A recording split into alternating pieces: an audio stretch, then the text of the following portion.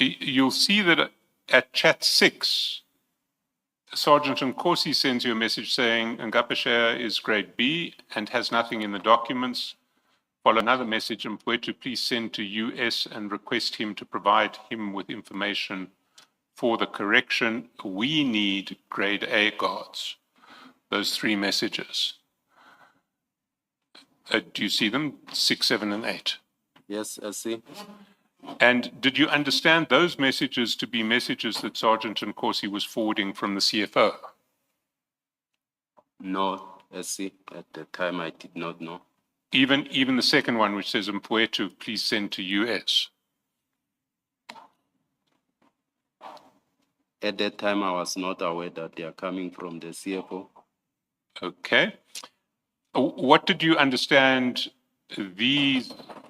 And let's go over the page to 449, where Sergeant Nkosi sends a message. It was sent on Tuesday. Let me check now.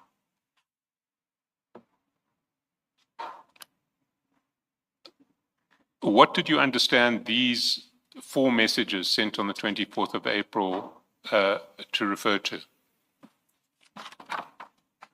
As it was indicated, SC, that Nico was helping them with the tender of Mpumalanga. Much as I forwarded those messages to him that with those notes on Tuesday, let me check now, because I sent him to say these are matters that Nico said, I mean, they already have them, they dealt with them. Sorry, they've already have them, they've dealt with them? To say Nico helped them with those issues, much as he sent me screenshots of those things. Well, the screenshots were sent by you to Sergeant Nkosi? Yes. Yes. And those screenshots, if we look at them, they're not so much screenshots as photographs. They start at page 535.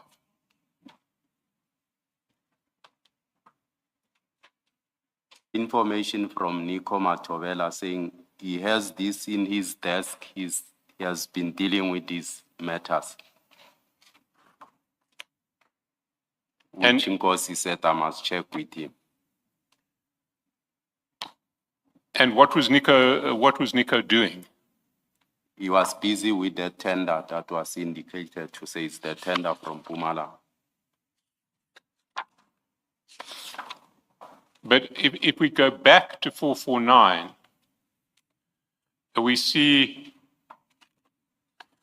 Sergeant Nkosi is sending you messages requesting information for the correction. Mfowethu, please send to US and request to provide him with information for the correction. What is going on here? Why are you sending these documents to Sergeant Nkosi? As I indicated, SC, to say I received this information from Sergeant Nkosi to say, I mean, I need to check it. Then I checked with Nico Matovela, who forwarded me this, I mean, photo screenshot to show me that he has this document in his, I mean, desk, and these are matters that, I mean, he has dealt with. So I sent it to Sergeant Nkosi to show him. But if we go down to 537, for instance, you'll see that there is a list of 6 problems on 537 and another list of 6 more on 538. It says, SIRA, company not certified.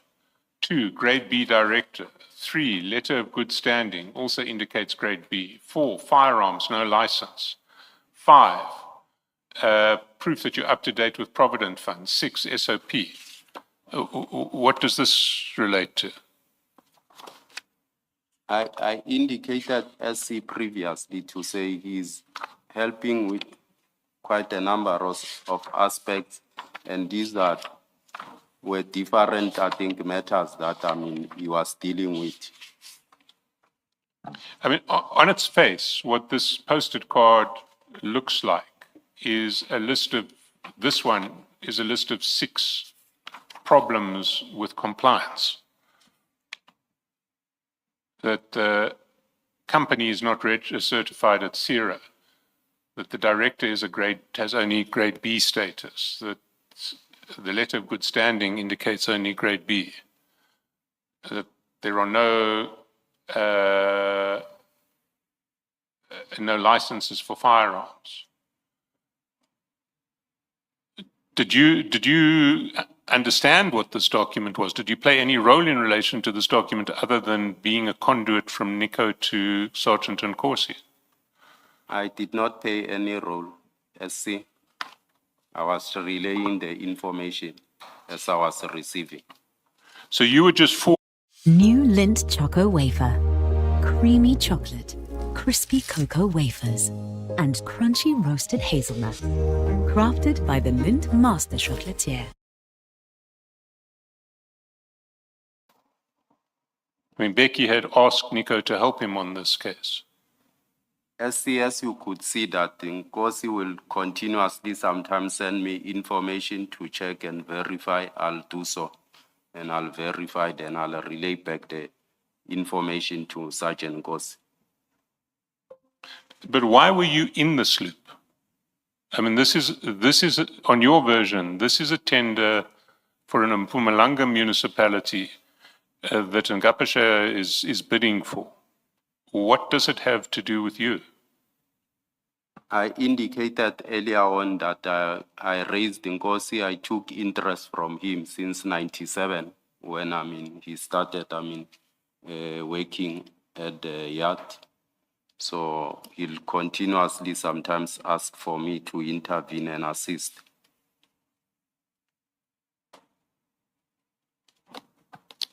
But he and his brother have a series of pending bids before the city at this point that you're aware of. In TMPD 1 and TMPD 3, they have Ngapashe as a bidder. I'm aware about it, SC. Did you not think it was inappropriate for you to be assisting Ngapashe in another bid? As I indicated earlier on, that when Sergeant Nkosi approached me, I referred him to Nico for assistance because I did not want to assist him.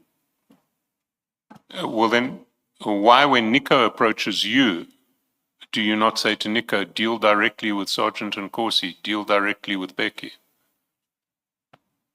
The issue of sometimes being convenient, speaking to someone, SC, you can't rule it out to say you'll just chase someone who's want to either feel comfortable or confide with you better and feel that if he has spoken to you, you'll be able to assist or intervene.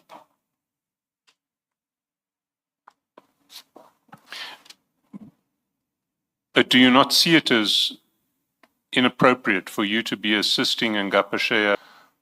I did not personally assist it, SC. I have the capacity and the skills to do so, but I did not at this stage. Yes, but you're acting as the conduit and Nico. I'm not a conduit. I indicated that I had a relationship with Sergeant Nkosi that backdates, some years back. Yes, but you are factually acting as a conduit between Sergeant Nkosi or Ngapashe and Nico. When Sergeant Nkosi wants Nico to do something in relation to Ngapashe, he asks you. When Nico wants documents to go back to Sergeant Nkosi and Becky, he gives them to you. I don't agree, SC. Well, what do you understand by conduit? A conduit, Commissioner, it's like a 3-way of communication, of which I'm not. I have a personal relationship with Sergeant Nkosi that I indicated. That does not focus on conduit. There may be a 3-way communication, but without any one of the 3 people being a conduit. So you've not answered the question. What do you understand a conduit to be? Much as I'm indicating, Commissioner, that a conduit, it's like, someone who act between two people.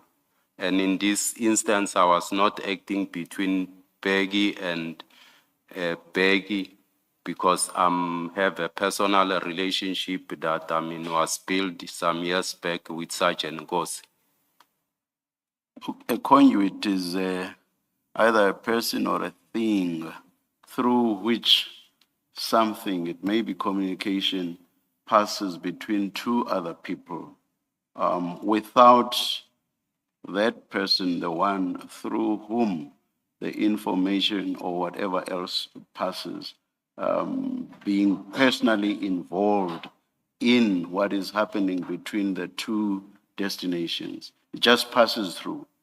That person or thing are used merely for purposes of whatever it is that passes through, to pass through.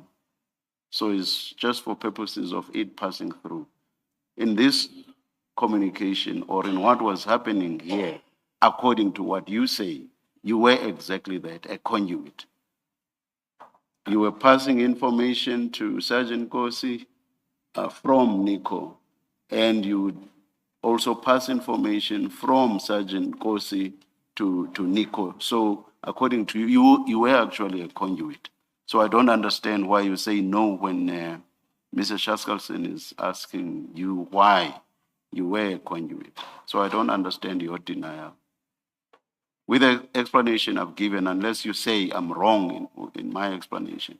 So with the explanation I have given, can you now answer the question by Mr. Shaskalson? Why were you a conduit? Commissioner, When Nico could have communicated directly with Becky or with Sergeant Gosi for that matter, why were you a conduit?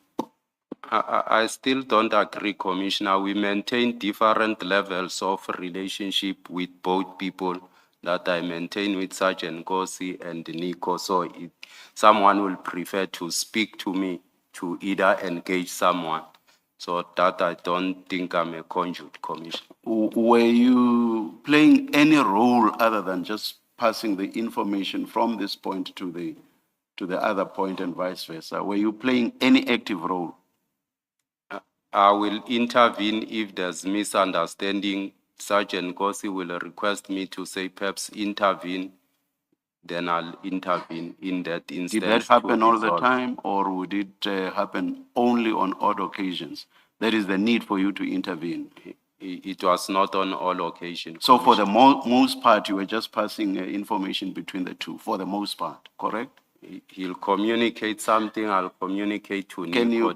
Can you please answer the question directly? So for the most part, you were merely passing information between the two, correct? I'm not sure about that, Commissioner. No. Why not? Why not? You have said it would only be on the odd occasion that you would have to personally intervene. So if that was the case, surely what you did for the most part would be merely to pass information between the two. Not so. If you say not, then explain what else or what more you did. Commissioner, I've explained that I hold different relationship with both No, I've parties. heard that. I have that. Yes. That has nothing to do with my question, Deputy Chief. That has nothing to do with my question. My question is it not so that for the most part, you pass information from the one to the other? That's correct, Commissioner. That's enough for my purposes. Now, so which means for the most part, you were a conduit. If all you did was to pass information from the one to the, except for those few occasions or the odd occasion when you had to intervene. So for the most part, you were a conduit. I don't agree, Commissioner, that I was a conduit. In my language, I would say, I walis cause. I will leave it at that. Thank you, Chair. But whether or not you accept that you were acting as a conduit, why were you playing any role in this? Why were you not telling Sergeant Nkosi and Becky on the one side and Nico on the other side to deal with each other directly and not to draw you into this process? In any life situation, SC, you'll sometimes become, a role model to other people. They'll put their trust in you. So you wouldn't dismiss, someone that, you feel, you can assist.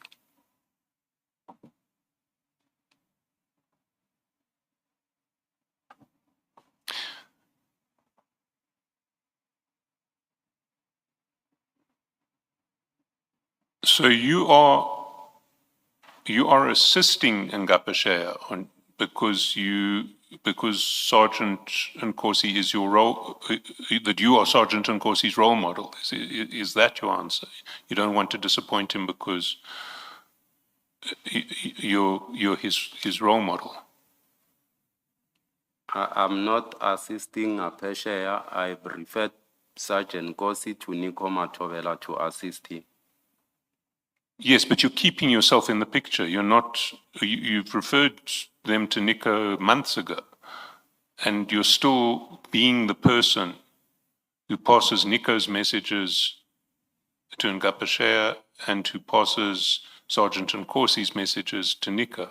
You're staying involved. Why are you staying involved? Much as I indicated, I have a relationship with Sergeant Nkosi. I nurtured him and I'll take interest in helping him. How are you helping him in this regard if you're not helping Ngapashea? I'm not helping Ngapashea as I indicated. I could have assisted Ngapashea with the skills and the capacity that I have, but I chose to refer them to Nico Matovela to assist them. But you just said that you are keeping yourself in the picture, or you're not removing yourself from the picture because you're helping Sergeant Nkosi. How are you helping him? Yes, SC, Sergeant Nkosi will come to me for intervention, then I'll intervene where there's a need. Mr. Dlamini, the question is, you say you were helping Sergeant Nkosi. The question is, in this tender, how are you helping him? What is it that you are doing that is to help Sergeant Nkosi? Commissioner, I indicated initially in my statement that I referred Sergeant Nkosi. When he came to me, I refused because he wanted me to assist Peggy direct. I said I can't. I referred him to Nico Matovela for assistance. And sometimes they will have that misunderstanding where Sergeant Nkosi will come to me and request intervention, or Nico will say, pass this information to Sergeant Nkosi. That's what I will do. Yeah, well, maybe for now, let's limit it to these documents and this information that you are passing on to Sergeant Nkosi. Let's limit it to that. How is that to help Sergeant Nkosi? It's Ngapashea tender. You say in Madlanga, it's Ngapashea. When you are sharing this information that you are passing on from Nico to Sergeant Nkosi in relation to a Ngapashea tender, how is that to help Sergeant Nkosi? He inquired, Commissioner. I gave him information to say, Nico indicate to say this document, he had them in his desk and he is addressing them because Sergeant Nkosi, raised that matter of, documents that, they need to be completed. Yes, Mr. Chaskasa.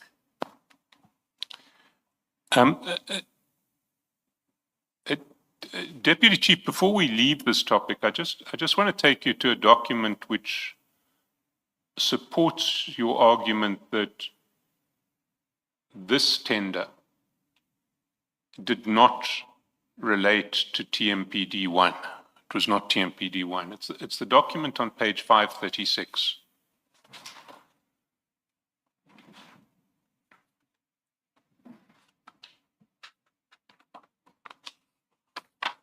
And you see it's a letter of good standing issued by the Private Sector Industry Regulation Authority, PSIRA. Are you going to make it bigger? please. Yes. You'll see that the date it was issued on its face is 6 February 2025. You see it? I'll agree to that, but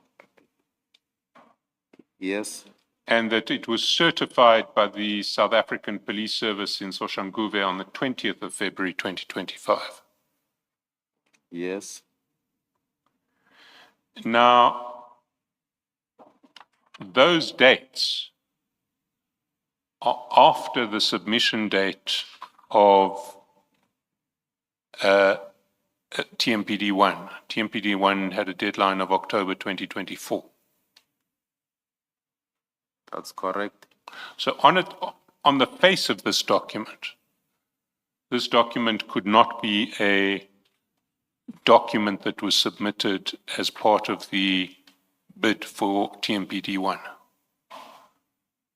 because it was only created on its face in February 2025.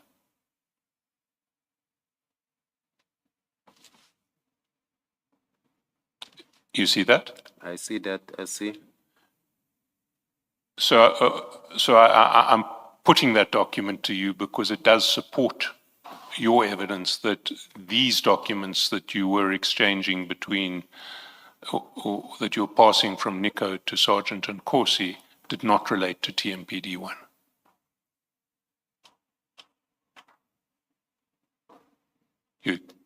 Yes, I see. Mr. Chaskalson, can I ask you a question? It's not for the witness. Are we, as the commission, able to get the full set of documents of Ngapesheya that were assessed by the BEC for the purposes of TMPD1? Because while what you're saying is possible, it may also be that, in fact, what was done was that this very document was submitted long after the closing date, and those who assessed the bid relied on this document as proof of good standing. So there are multiple possibilities here. There are, and we will attempt to get the full set of documents for the bid. We have. Yeah. Okay, can I ask Deputy Chief Dlamini, this municipality in Mpumalanga, I mean, it's only 11 months ago when these shares were exchanged between you and Sergeant Nkosi. Surely it should not be difficult to establish which municipality Ngapesheya was dealing with for the purposes of what we are discussing now, and whether in fact that municipality ever had a tender out, and whether Ngapesheya ever responded to that invitation to bid. Yes, Commissioner, I think that perhaps the CFO will be able to assist on that because he was the one who was assisting them. No, unfortunately, the CFO was not able to assist. And the name that Sergeant Nkosi gave us, the Matthews Poster municipality, the Commission has established that such a municipality does not exist. So we're not talking about 10 years ago, we're talking about 11 months ago. I mean, surely one of you should remember which municipality was, but all you are giving us at this stage is a province to say it was in Mpumalanga. But if you are more specific and you say that municipality had a tender. Weekend Enkulu is here. Stand a chance to win 15,000 Rand. Enter online and rent a smartphone with PhoneYam and make your long weekend happen. 10 weekly winners. Apply online at phoneyam.co.za. Everything good becomes AM with PhoneYam. PhoneYam. I will verify with Nico, Commissioner, which one was specifically dealing with. Are you able to do that during the tea break? I will do so. Thank you. What might also be helpful, perhaps as you verify, is that if you look at page 538, the very last item relates to rates and taxes as some of the information that was missing that needed to be included. So item 12 is rates and taxes. It says company is in arrears and there is no list. And then it says directors' rates and taxes are not attached. that would suggest an address of Ngapesheya in that area, in that jurisdiction where that tender belongs, and the address of the director. So if you have Ngapesheya's address in that municipality where that tender, in the jurisdiction of that municipality, where this tender you say was for, then it should help you with identifying the municipality. You understand what I'm saying? I understand you, Commissioner. Okay. But I think that might be difficult for me to do that. It will require either Peggy or someone. I'll ask Nico if he has that. Yeah. Well, this is not just a question to Nico. I think Peggy can answer the question. He either has an address, and his company has an address in that municipality, in the jurisdiction of that municipality, or he doesn't have. I'm not sure, So Commissioner. it should about be that. easy to verify. Much as I indicate, the person that I'll be able to talk to is Nico. I'll ask him about which tender was this one. Okay. Well, I'm suggesting to you that you should be able to speak to Beggy as well, because you're assisting him with this tender. I was not helping him, Commissioner, with this tender. All right. Hear what you come back with.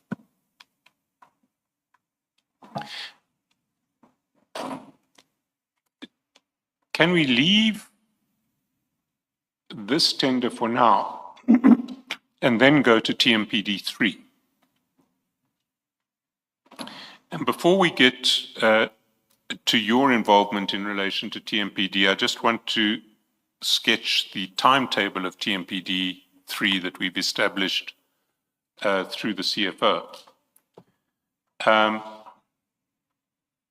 The timetable for TMPD was that the bid was advertised on the 12th of August 2024. If you can just take these dates down. This was the evidence of the CFO. The closing date was 21 February 2025.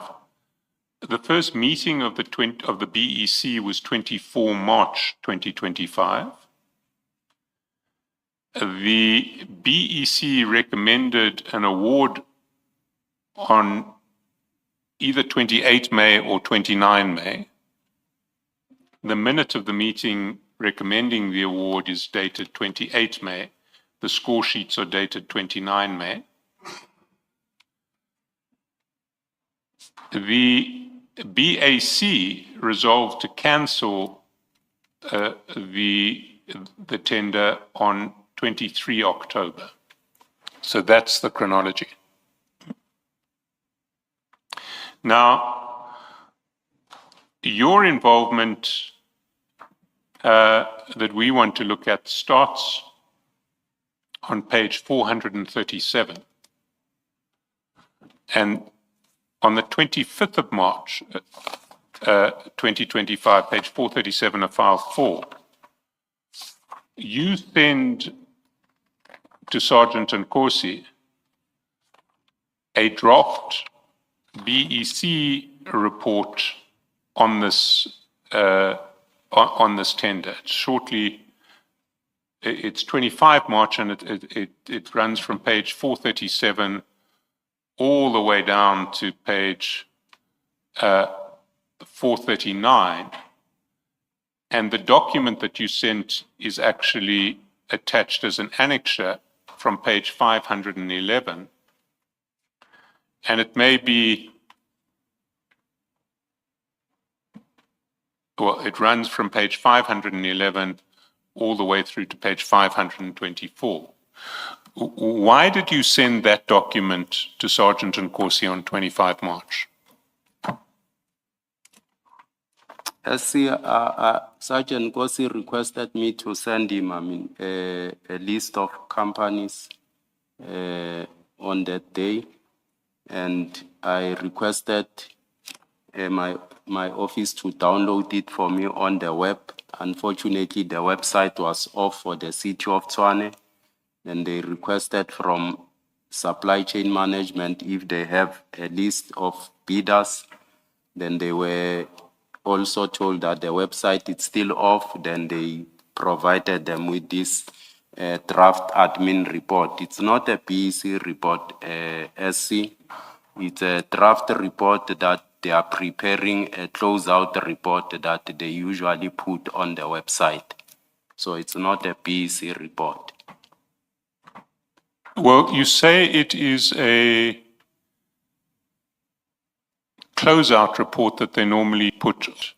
That's correct, SC. What they normally put on the website, and you've attached that in your additional documents, is the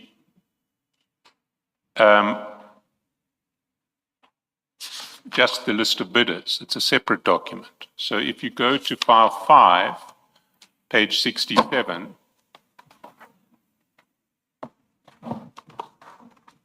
you'll see the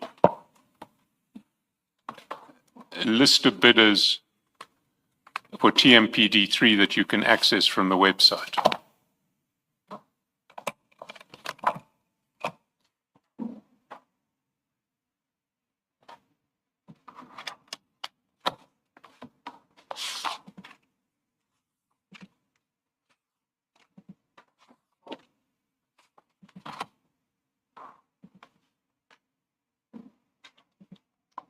And your evidence on Friday was that is the document that you will get if you go onto the website and click the tab that says Tender Bid Register.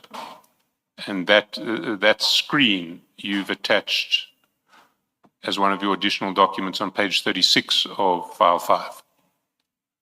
That's correct, SC. So the document that you sent is not the tender bid register that everyone has access to. It's a draft administrative report that the public doesn't have access to. SC, when documents get received, what it's prepared by the admin, it's what you see on from page 67 that I've attached to show, to say it's up to the last page of this document, up to page 88. And this was already on the web. The website was off when they've already loaded this document on the web. If you can check, the tender closed on the 12th of August, as you indicated. This was already out there on the web when I forwarded it to Sergeant Kosi in March. The challenge was that the website was off. Then my office requested a CM. They gave them this draft admin report. It's what they are using to prepare the close-out report before they can load it on the system. So it's not a BEC report. Okay, let's call it the draft administrative report. Yes. Who prepares it? SCM, there's admin. When tender closed, there's admin staff that do that, which they hand it together with all the documents to the BEC for them to commence their work. They need a close-out report of all the bidders that have bid together with the tender document. So it's a report that's prepared for the BEC. Correct. And what this is a draft of a report that is being prepared for the BEC. They were preparing a close-out report, so much as they made draft admin reports before they complete it to be this close-out report that goes on the website.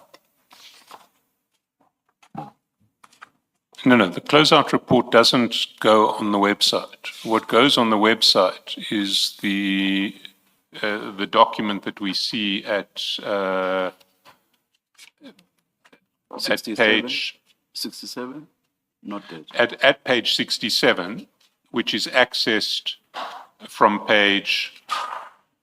from the link at page 36, the tender bid register. It is the close-out report.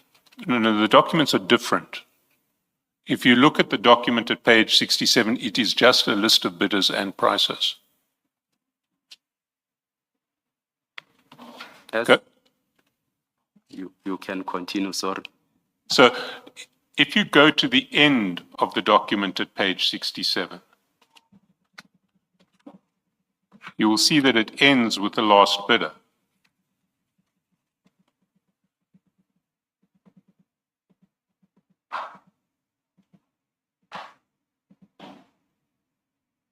You see it says total number 435. There is a stamp at page 88, and that is the document that one can access from the website.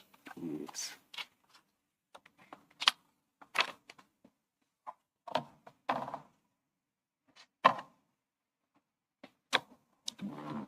Did you agree? I did not hear your response. I'm Deputy saying this draft report, Commissioner SC, when they register the bids, they use this draft admin report to prepare this close-out report that they load on the work. This is a working document. By the day I closed out the report, the system was off. Then they requested, my officer requested from supply chain, they provided with them because the information contained on this draft is the information that they're gonna access on the web. What gets uploaded? Is it the document starting at page 67 through to 88? Yes. That is a different document from the document that you sent to Sergeant Nkosi. What you sent to Sergeant Nkosi was not the bid register that you can access from the web, but it was a draft of a closeout report being prepared for the BEC. That's correct, SC, as I indicated to say that day the website was off, then they requested the report, the close-out report, they were provided with this draft admin report because it contains the same information that was gonna be accessed on there. It's not a confidential document, it's not a BEC report. That's not the version that you gave in your statement. If you go to page 10 of your statement in file 1,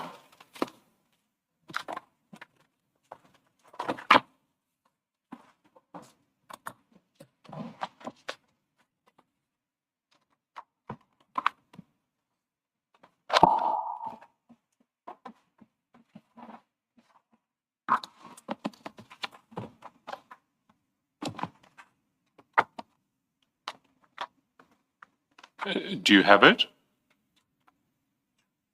Yes, SC. There you'll see in paragraph 50, you say in response to a question, the reason or purpose of your discussions of procurement matters with Sergeant Nkosi, you say, Sergeant Nkosi requested assistance with lists of bidders. We did not have any discussions on procurement matters. I have shared the 2 documents with him, which are administrative records brackets closing reports relating to bids and their pricing, which are available public documents.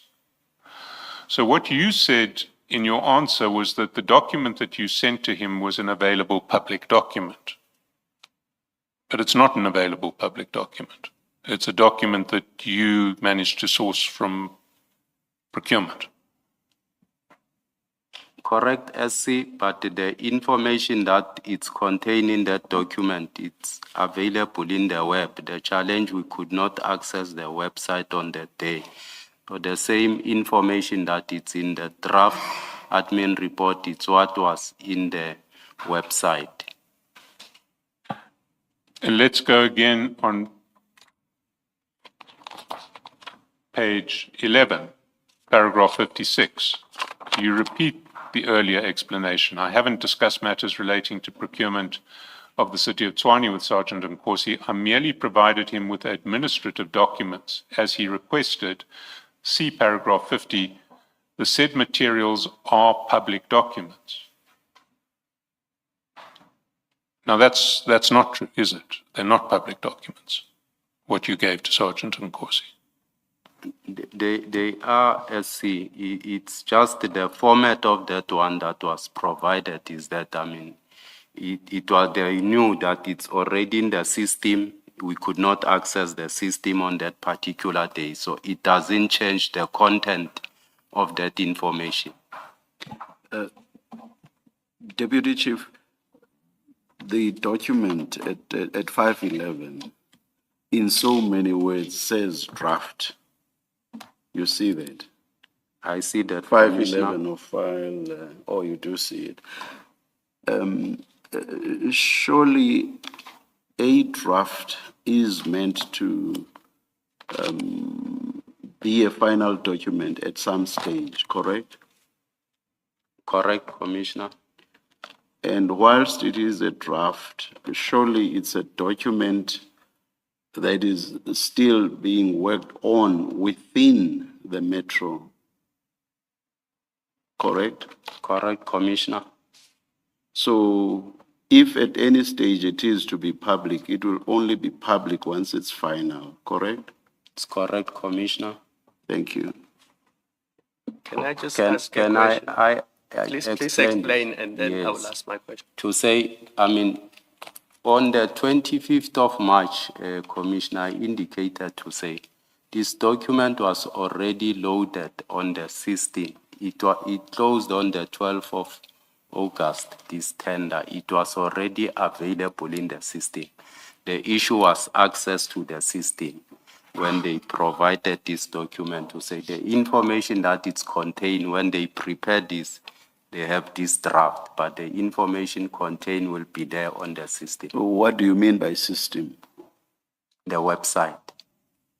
If you're an estate agent in Sandton, this video is for you. So you've sold an amazing property in this beautiful city, and now you need to wait for 3 months to get paid your commission. The problem with that is that it costs you money. Not having the money costs you money, even if you don't have it. Why? Because you don't have the money to spend on your business. So if you don't want to wait, we offer the most affordable solution in the country. Get in touch with us or check out our website. Document, if it were meant to go public at all. Deputy Chief, if Sergeant Nkosi had called the SCM office and asked for this draft report, would they have given it to him? I believe so, Commissioner. From the first day when the tender closed, if you request this information of bidders, if it's readily available, they'll provide it to you. No, I'm not asking about the list of bidders. I'm asking about the draft administration report. If Sergeant Nkosi had asked SCM for the draft administration report, would they have given it to him? Commissioner, he was gonna ask for a list of bidders, and that's exactly my point. I believe they could have provided him with, because it was already loaded on the website. The tenderers were already there, their pricing and everything. So they would have given him a document that includes paragraphs 2, 3, and 4 that you see on page 524. They would have given him that information. So ignore paragraph 1 because that's the list of bidders. And we know that it's 435 of them. If you go to page 524, are you on 524? Yes, Commissioner. SCM would have given that information to Sergeant Nkosi. Paragraph 2.1, paragraph 3, paragraph 4, paragraph 4.1. I believe so, Commissioner, because there's nothing confidential in this document. Okay. Remember, it was said I shared confidential document with Sergeant Nkosi, and I wanted to indicate that there was nothing confidential that I shared with Sergeant Nkosi. Thank you. Deputy Commissioner, perhaps forget for now the confidential part of this information. The question that is being put to you is whether this document that we see at page 511, not forget the information, this document, because you sent this document to Sergeant Nkosi. Was this document that starts at page 511 on the website and therefore accessible to the public as it is on the day that you sent it to Sergeant Nkosi? Was this publicly available document? Commissioner, the document that was already loaded on the website, it's SI attached on file 5. It's the same, the names of companies with their pricing and everything. It was already on the website, not the document as it is.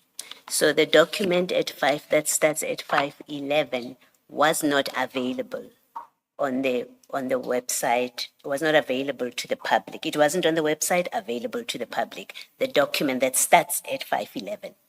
Correct, Commissioner. Thank you. So just one last one. I'm sorry, Mr. Chaskalson. Something related to what Commissioner Kumalo asked you. You seem, on my understanding, you seem to equate this document starting at 511 with just a list of bidders. Do I understand you correctly? Correct, Commissioner. And to you, that's all it is and nothing more, just a list of bidders. Correct, Commissioner. Let me take you where Commissioner Kumalo took you, which is 524. And look at number 4 towards the foot of the page. And the heading there says disqualification due to non-registration on CSD. And it says joint venture CSD. I understand that to be dealing with what entity or entities were disqualified. Do you understand it the same way? No, Commissioner. It's a standard form that they use when they are capturing. So there's no company that it's listed here which was disqualified. It's just a standard form that they will follow. But that document is meant to deal with it, not so. Even if at this stage they may not have written in any entity, but that's what the document is meant to deal with. Yes, a standard form for inputting when they do the evaluation. And the entry just below that, the following 435 bidders were evaluated on pre-compliance. I guess on that as well, you'll say that's just standard form. Yes, Commissioner. But by the time this document is finalized, everything has been entered. There will be some information on there, correct? As soon as the BEC has completed its report or something, they will be able to evaluate. But this way, they have not done anything. All right, thank you. Yes, Mr. Chaskalson. Now, you say that the document at file 5, page 67, was already on the website. That's correct, SC. So if you wanted to give that document to Sergeant Nkosi, you could have got that document from supply chain management, could you not? The website was off, SC. Yes, but the website uploads documents that somebody else has created from within supply chain management. They couldn't get it, SC. They couldn't get it off the website or from the person who had created it? Yes, SC. Which? From the website and from someone who was supposed to assist. Who were you asking for this, for these documents? I requested my office to request. I'm not sure who assisted them in this regard, SC. And what did you ask your office to request? To request for a bidders register.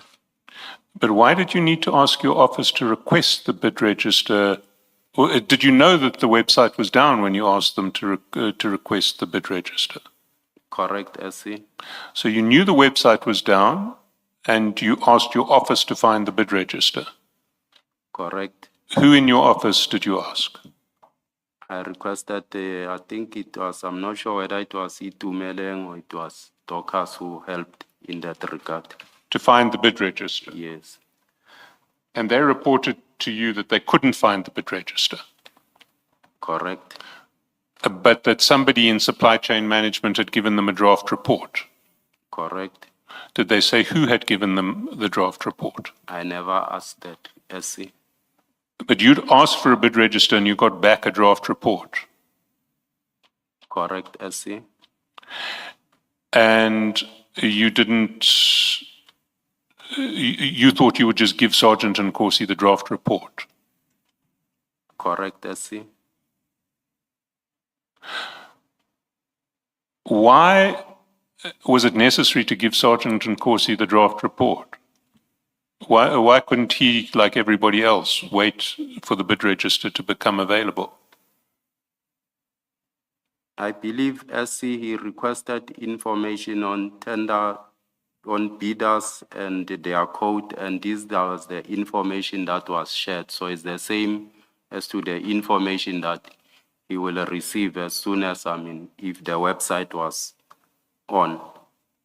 But why shouldn't he just wait like everybody else who has to wait until the website comes back up?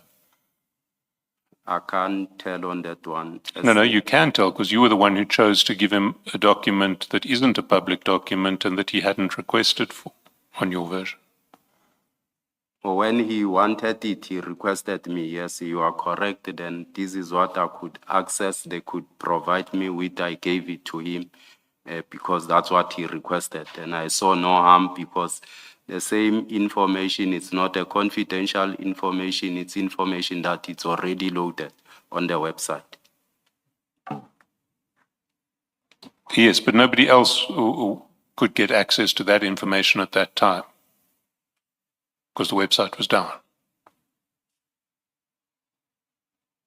Correct, the website was down, SC, but there was no harm in sharing the same information that he was gonna get later on.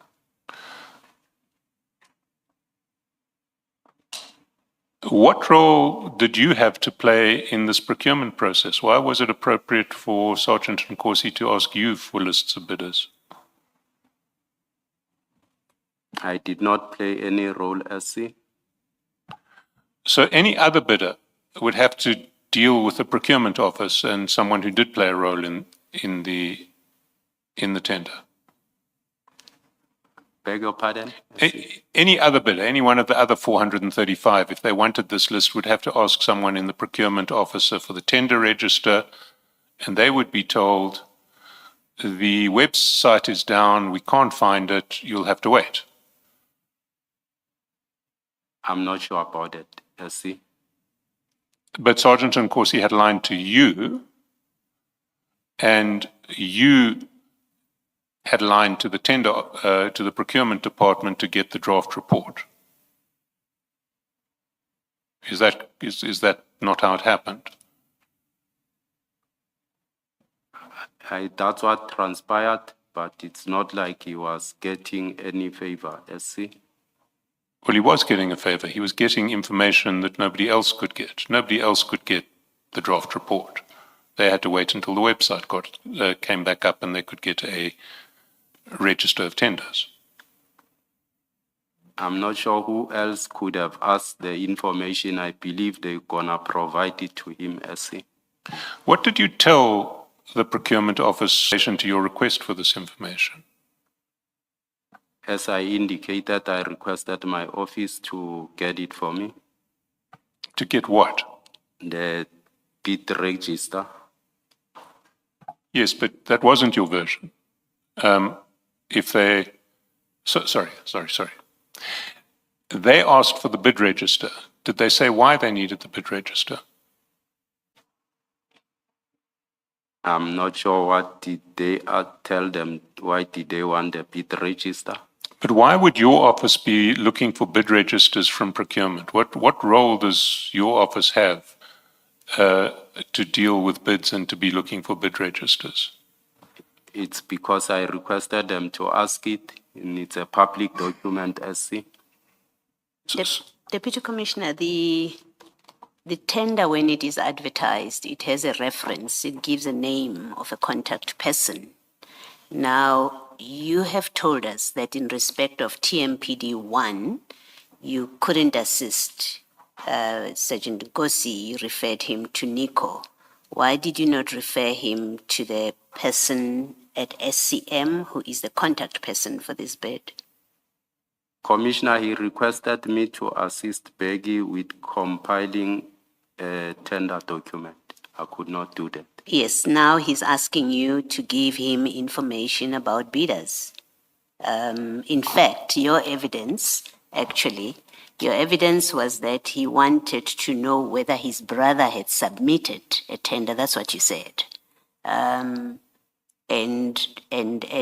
if he asked you that question and then you went and got the register or the document that we've discussed earlier, my question is why you are not involved in SCM, your office is not involved in SCM. Why do you not refer him to the contact person at SCM to give him this publicly, what you say is publicly available information in an ongoing bid process? Why do you insert yourself improperly in an ongoing bid process when there are processes? There is a protocol relating to this tender, and the protocol is that there is a contact person. Nobody else should be getting involved with information relating to this tender. Why did you not say to Sergeant Ngosi, here's the person, speak to them? Commissioner, I think he requested it from me as someone that he knows as a brother and so forth. I did not see any harm providing him with that information. You did not see any harm sharing information in an ongoing tender process which you are not part of. Your office is not part of it at all. You did not see any harm in getting involved that way. That's correct, Commissioner, because the information I shared was already a public information in the website. No, we have established from your answer that the information that you shared at page 511 was not publicly available. You've said that. You've accepted that document, because that's a document you shared. You didn't just write down a list of the 435 bidders. That's not what you did.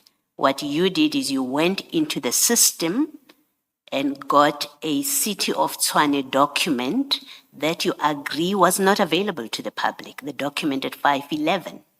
It wasn't available to the public, and you shared that with him. So please do not repeat that document at 511 was available to the public. It wasn't. You've settled that in your earlier answer. You go into the system, you pull out an internal document that is at 511, which contains information in an ongoing tender process, which you personally and your office are not part of. When there is a person who's in charge of that information that you could have referred Sergeant Ngosi to get that information, and the question is, why did you not do that? I know he asked you, so the answer cannot be because he asked me to help him. We know that's what he did. I'm asking a different question to you. Why did you not direct him to the person designated for that purpose when he asked you to help him? Commissioner, I think we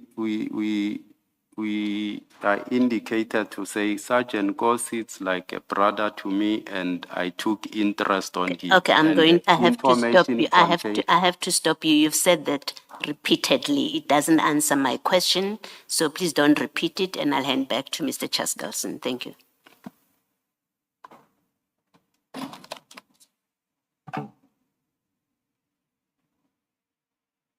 Do you recall your evidence yesterday about Mr. Mampani? That he is... On Friday. Sorry, on Friday.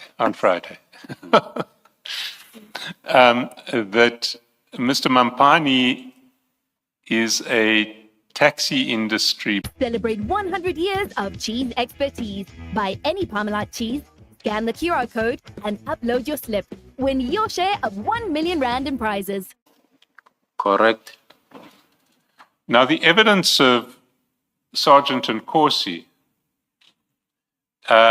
was that on 30 April, that's a month, just over a month after he got this report, this draft report from you, say no to that appointment. Did Sergeant Nkosi ever talk to you about TMPD3 again? No, SC. Did that not strike you as strange? No. He'd asked you for a list of bidders. Had he not? It was not strange, SC. Why was it not strange? He talked to you extensively in relation to TMPD1. He never spoke to me about it, and I don't see it as being strange. And as I indicated earlier on, even on TMPD1, I was just assisting him. He never spoke to me. No, you did speak to him in relation to TMPD1. You exchanged many texts and you had many voice calls to clarify those texts. And that's what he requested, SC, and I never made a follow-up with him as to what is happening, SC, with that. He requested. But your evidence is that despite the fact that you exchanged many texts in relation to TMPD1 and calls to clarify those texts, you didn't speak at all in relation to TMPD3? No. Do you know what happened to TMPD3? Yes, I know that TMPD3 was later on cancelled, as the CFO also indicated when he testified. And what is the situation now in relation to the services that ought to have been provided by under TMPD3? I think it was indicated, SC, that there is an extension that was granted for the current service providers. And those current service providers are the providers who are appointed to the tender, which I think is tender 1 of 2016-2017. Is that correct? Not sure if it's 2016 or what. It's certainly from the previous decade, is it not, the tender? It's from the 2010s, it's not from the 2020s. No, I think it's from the 2020s. No, it's definitely from the 2010s, the tender. Mr. Skalson, I think the confusion here is there was that 2021 court order. Yes. And those service providers were appointed on a court pursuant to that court order. Yes. And that's where I think the misalignment between you and the deputy chief is. Yes, but the tender itself, pursuant to which they were appointed, is a tender from the previous decade. Not decade, Commission, SC. Sorry, I didn't hear that answer. I'm saying it's not decade, SC. No, it is. We've seen the evidence. I don't think so. On what basis do you say you don't think so? As I indicated, either it might be 21-22 financial year because it only ended in February 2025. So yeah, that was the appointment pursuant to a court order in 2021. They started, yes, either 2022 because the 3-year ended on the 28th of February 2025. But the tender itself, pursuant to which those bidders were appointed, was a tender from the previous decade. It was 2016-17, I think. That's not true, SC. Mr. Skalson, it's the issue of language. I'm sorry to do this. When it was originally advertised, it was 2016-2017. When it was eventually awarded, it was pursuant to the court order sometime in 2021. That's when And then they started in 2022 for 3 years, ending in 2025. correct. But you're talking about the same tender. Your start point is the court order. Mr. Chaskalson's start point is when it was first advertised. But they were not working at that time. Yes, Yes. because they only started working after they were appointed pursuant to the court order. And they were issued those letters that said, because of the court order, all 22 of you will be appointed. From 2022. Yes, Yes. but it was advertised for the first time, 2016, 2017. I'll verify that it might be correct that it was advertised prior. You can assume from our side that it was advertised in 2016, 2017. What would flow from that is that the specifications that were requested were specifications that were drawn up at the very latest in 2016. You accept that? If the tender was advertised in 2016, 17, the specifications couldn't have been drawn. I'm not sure about that.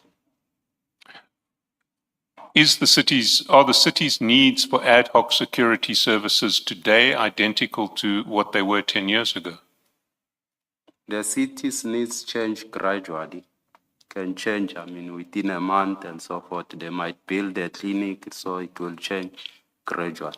And over 10 years, will there be some substantial change? Definitely. The assets of the city, increase.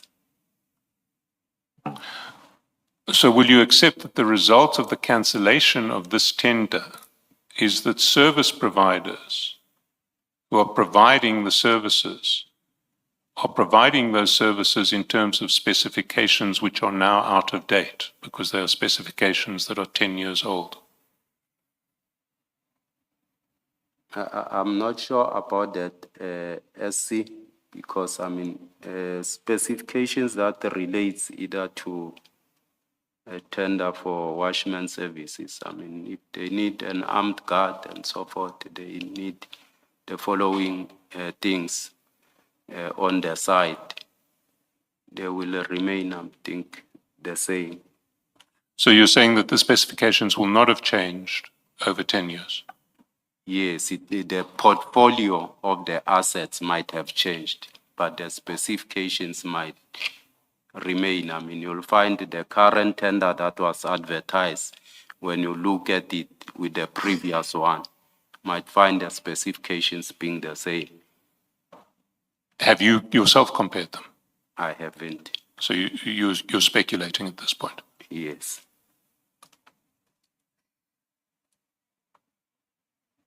Can we move to a different topic, which is the invoices that were paid on the process to pay invoices on the 5th and 6th of March 2025. And there we should go to page 426. And you'll see at the foot of page 426, in chat number 8, that at 9:46 in the morning, the Sergeant Nkosi sends you a screenshot of a conversation that he's having with the CFO, and that screenshot is at page 503.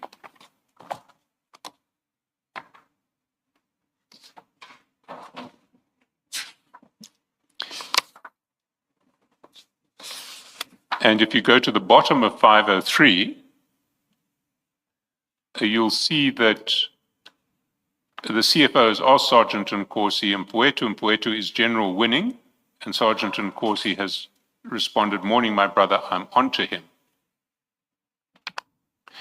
And that screenshot got sent to you at 10 o'clock that we see in, at 9:48 that we see at the foot of the page. And then at 10 o'clock, on page 504, we see a second screenshot that Sergeant Nkosi sends you, which is his response. Morning, my brother, I'm on to him. He confirmed it will be sorted now. He'll give feedback soon before 12 o'clock. And the CFO has responded at 9:55 saying, okay, it's not yet in my system. Your response to both of these screenshots is sharp, Captain.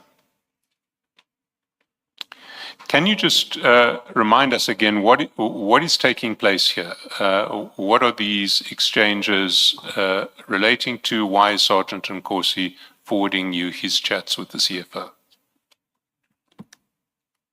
As I indicated that on the 4th of March, I received a call from Sergeant Nkosi, who was with the CFO, and the CFO spoke to me about outstanding payments that was owed to 3 service providers for a period of, 6 months or so.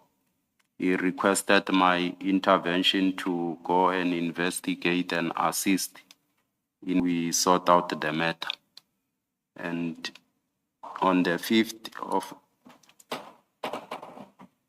April, then I checked with my office. Indeed, there were outstanding payments for a period of 6 months that were not paid to the service provider, as the CFO indicated that they were threatening to go to court, and he requested my intervention in that regard. Can we go back to your evidence on Friday in relation to how the system should work? Correct. And how the system should work is that for these sorts of ad hoc services, you know what the price per guard is. And so when you get a request from a user department, say electricity, sorry, you're nodding. Can I just ask you for the record to say yes as it goes on? So you know what the contract with the service provider says in relation to rates. That's correct, SC. So you have a fixed rate that you will apply when you use that service provider. That's correct. When you get a request from a user department, and we use the example of electricity, for some guards to guard a power station that they would be working on, you know how many guards you're going to need and for how long. Correct.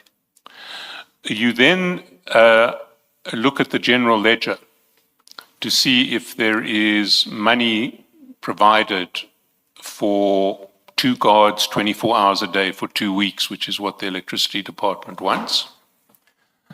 And if there is, you authorize the deployment of the guards and you issue a purchase order. That's correct. The guards then are provided by the private company with whom you have the contract. They do the work. And at the end of that process, the company invoices. That's correct. And the invoice matches what your purchase order has provided for, because you have your purchase order authorized 2 guards 24 hours a day, 2 weeks. That's correct. I see. And then once you have the purchase order in place at the beginning and the invoice that's issued after the work is done, you check whether the work was in fact done. Is that correct? That's correct. Yes. And if the work was in fact done, you then authorize payment pursuant to, in accordance with the purchase order that was issued at the start of the process. That's correct. So how can you find yourself in a situation that you are describing now, where there are a whole lot of invoices that have been issued and have not been paid, and for which it seems there are no purchase orders?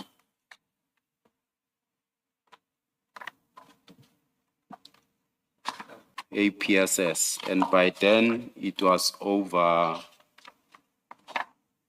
by DC Boleys. One, they allow a service provider to continue providing services for a period of 6 months. DC Boley says it just happened under his nose. There's coaching every quarter with the directors where you check your budget, your everything. He could not pick it up the first quarter. He could not pick it up the second quarter to say there's expenditure taking place in his department that it's happening. They go to an extent of certifying services as being rendered for those service providers. They sign off invoices, certify them that services have been rendered, they received an invoice. Bring the invoices to my office for processing for payment. My office engaged with them to say, you were supposed, you know the procedure that in the first instance, you were supposed to ensure that one, you liaise with the sister department around the GL, they provide you with a GL, you give us a GL account, we are able to create POs for those, services that need to be rendered. Because the department will indicate if it's water and sanitation or it's electricity, they'll indicate to say we need services for a period either of 3 months. We are refurbishing a substation or whatever the case it might be. That's the process that need to have taken place that I think it was supposed to have been overseen by the director and the deputy chief concerned. Your boardroom is your battleground, and no matter what your board style is, we have a boardroom table to match. Friendly, your colleagues confident, go with the circular table. Power play, head of the table. You know what else is power? Calling a long meeting right before the long weekend this March. Office Group, the largest variety of office furniture delivered and installed nationwide. Most instances, they get granted and the city's account gets attached. It's not the same incident of such nature that transpire where the service providers will go to court to say due to non-payment, they attach the city's account for non-payment. And I had to intervene to say, but services were rendered, they have been certified as such because there's no dispute that services were rendered and companies need to be paid to avoid, the city's account being attached. That's where my intervention came in this instance to ensure that we pay those outstanding invoices because the section concerned have certified to say services have been rendered and so forth. So we had to ensure that we make payment to those service providers that have worked to avoid court processes in that regard. Well, let's go back to the start of the process. One of the invoices that gets paid is an invoice from July 2024. Correct. So an invoice has been issued in July 2024. Was it possible for the service provider to be deployed to site without a peer? Who did that? They were deployed within APSS. I think the director there will be able to respond to the Director Malachi because he's the one who's overseeing those services. So Director Malachi should not have deployed those service providers to site in July 2024 without first ensuring that there was a purchase order in place. That's correct. An invoice then comes in at the end of the month of July 2024. That invoice presumably goes to your department. Correct. What does your department do?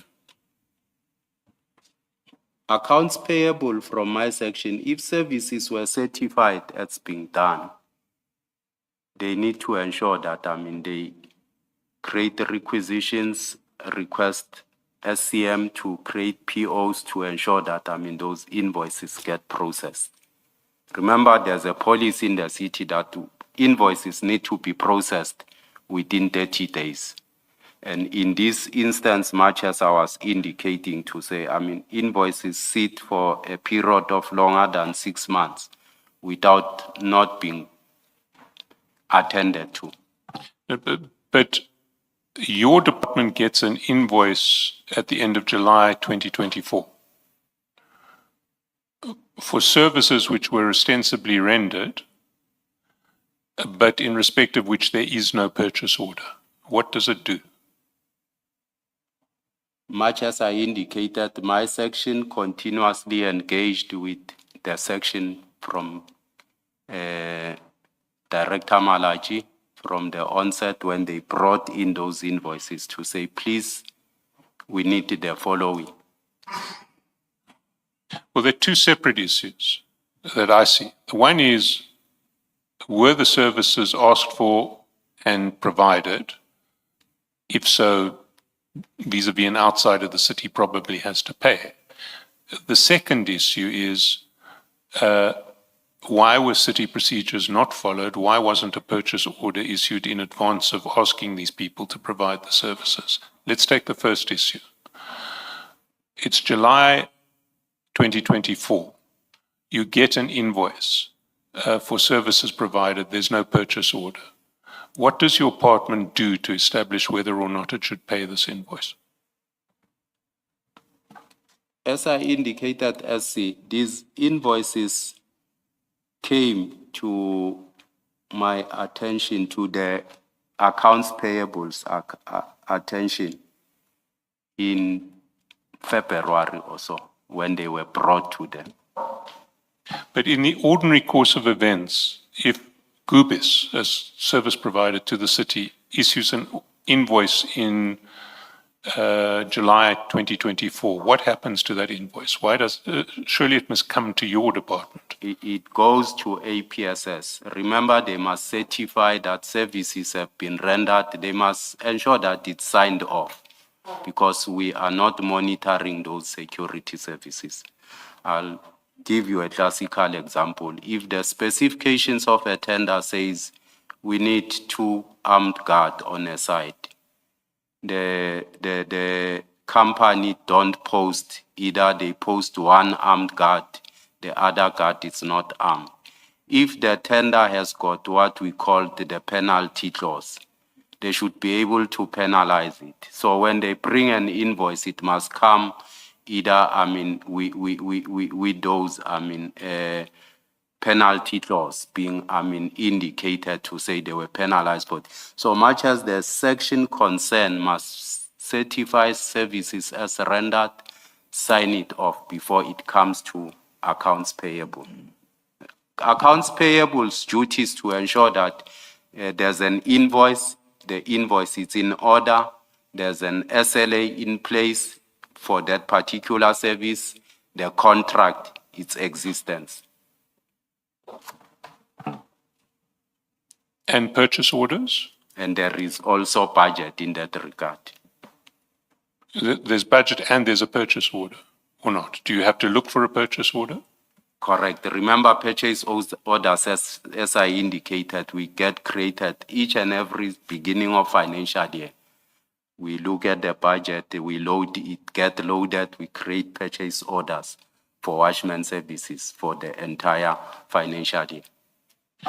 And you're saying that in respect of these invoices, going back to, in fact, June 2024, but we'll deal with June separately, but let's take the ones from July 2024. The first that those invoices were forwarded to your department, you say, is February 2025.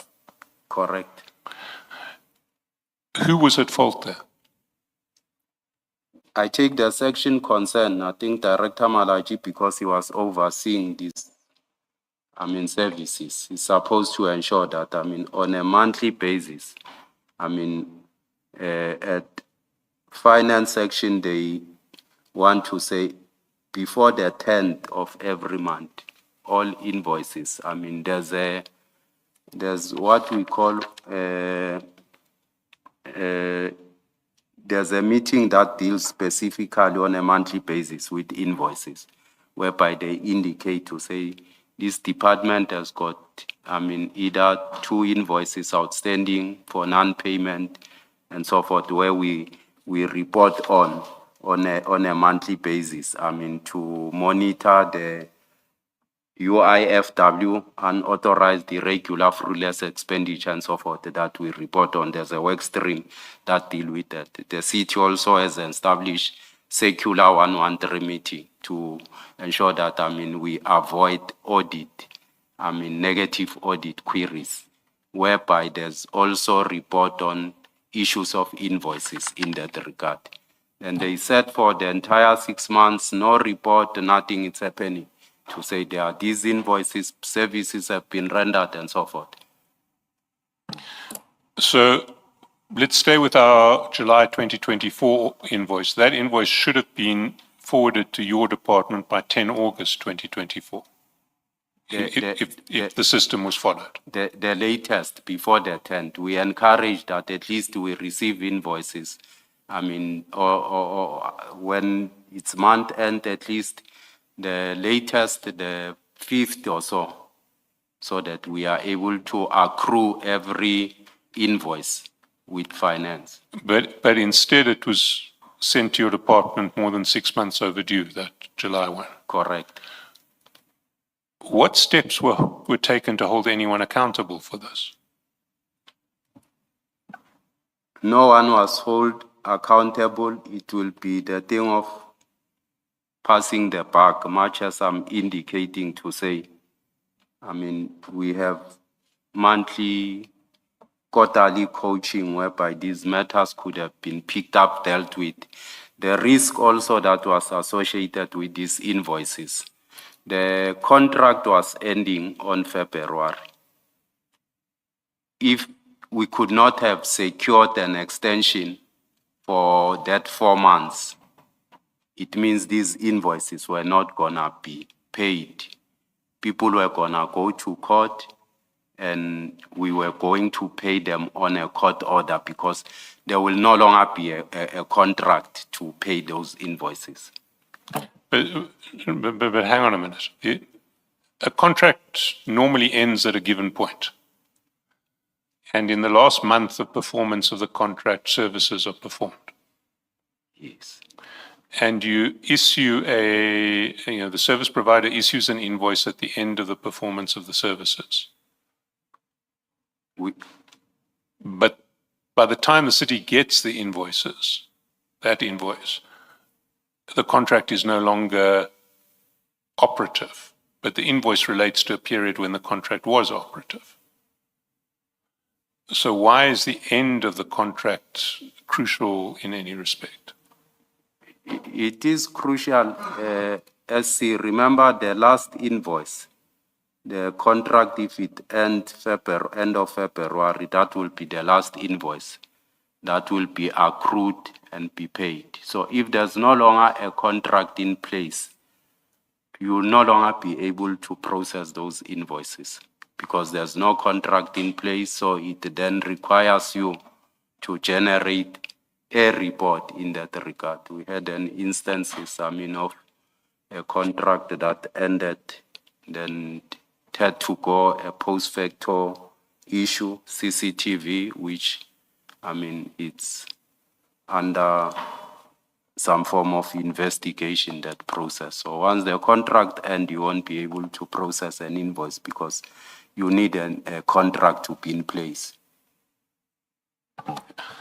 So are you saying to me that the rush at this point was because the contract was due to expire at the end of February?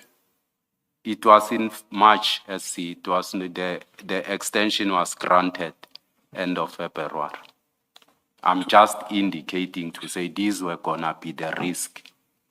Yes, but by the time the rush was taking place on the 5th and 6th of March, there was already an extension. There was an extension for 3 months. 3 months or 4 months? 4 months, 4 up months. until June.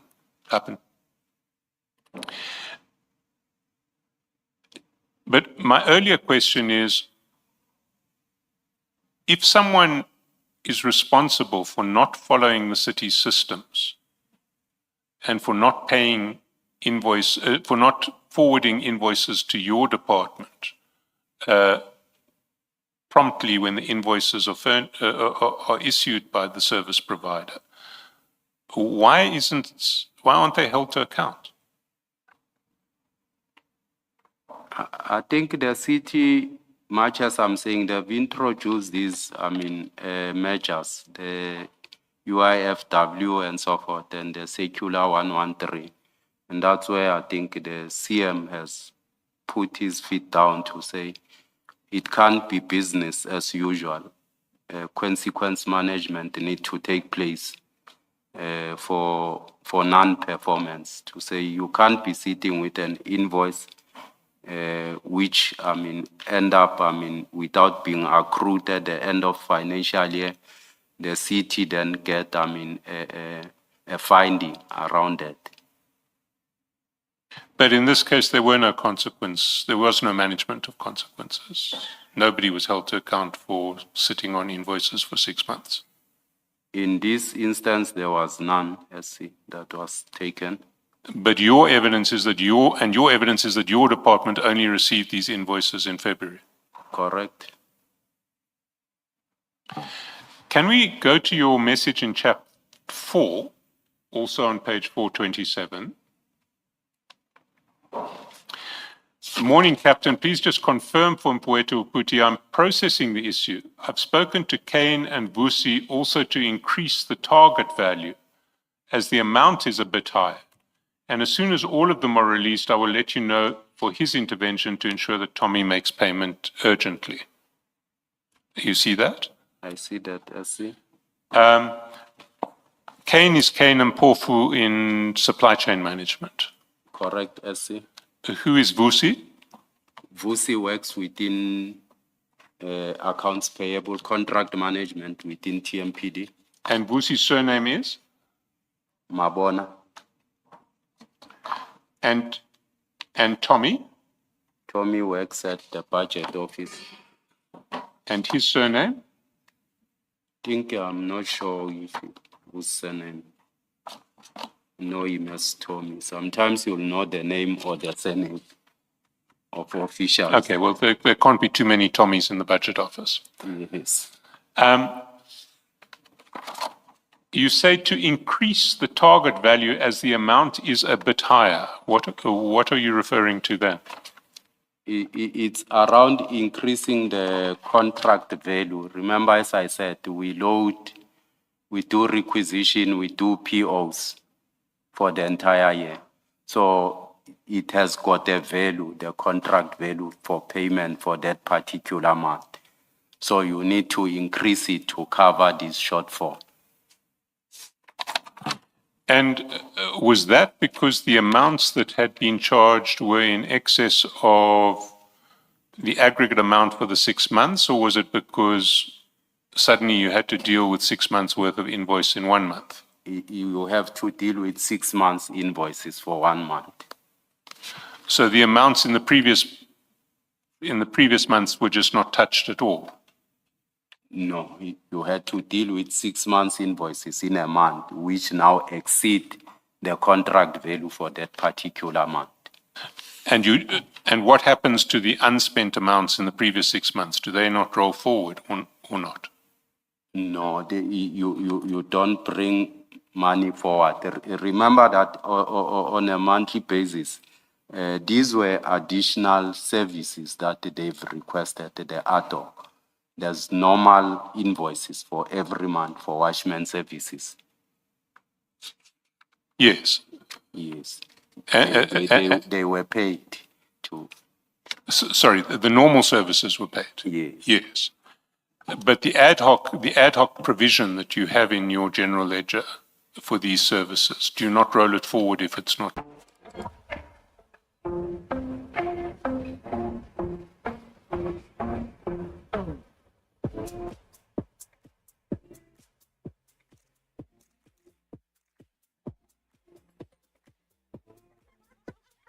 Find your dream car, find your happy place with Auto Trader.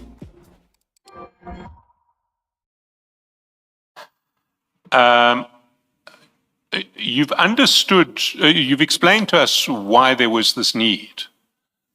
So I don't want to take you to the substance of the payments. What I want to ask you is, why was Sergeant Nkosi involved in this process? Why were you not dealing direct with the CFO? As indicated, I think the CFO indicated to say he saw Sergeant Nkosi working, him working through Sergeant Nkosi being the best way. He made Sergeant Nkosi his extension to communicate with me. I think that's what transpired in this case. But why did you participate in that arrangement that way? You're dealing with city business between yourself, the Deputy Chief of TMPD, and the CFO. Why is there any need for, well, one, why is there any need for Sergeant Nkosi to get involved? And two, why is it appropriate for Sergeant Nkosi to get involved? So first, is there any need for Sergeant Nkosi to get involved? Could you not have done this directly with the CFO? As I indicate to say, CFO saw it fit that he must use Sergeant Nkosi to communicate with me. He made Sergeant Nkosi his extension, and I was responding to the CFO through Sergeant Nkosi. That's what actually transpired in this case. Commissioner, you're not a junior employee who just follows what the CFO chooses to do, even when it is irregular and maybe even unlawful. You're a senior, you hold a senior position, Deputy Commissioner. You realize you must have known that, in fact, let me say, you must have known that Sergeant Nkosi has no business being involved in this by the CFO, if he's involved by the CFO.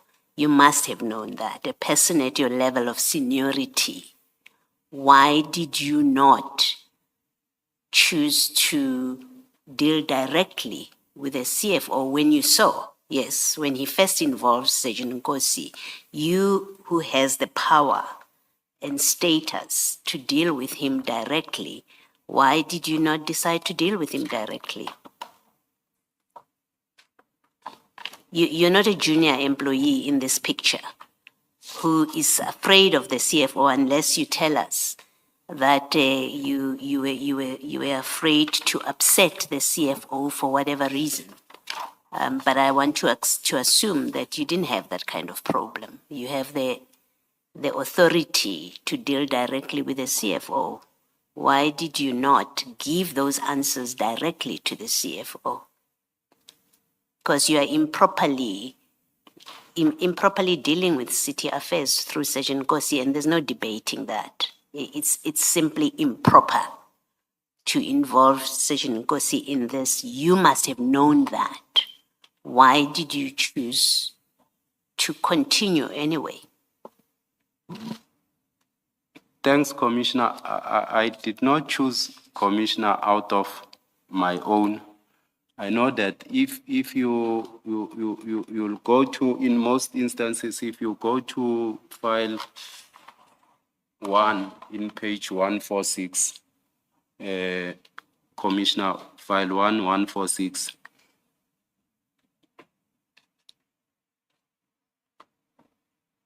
Yes. On the 6th of March, I was requested to provide, feedback by the Chief's office around this matter of payment of these service providers.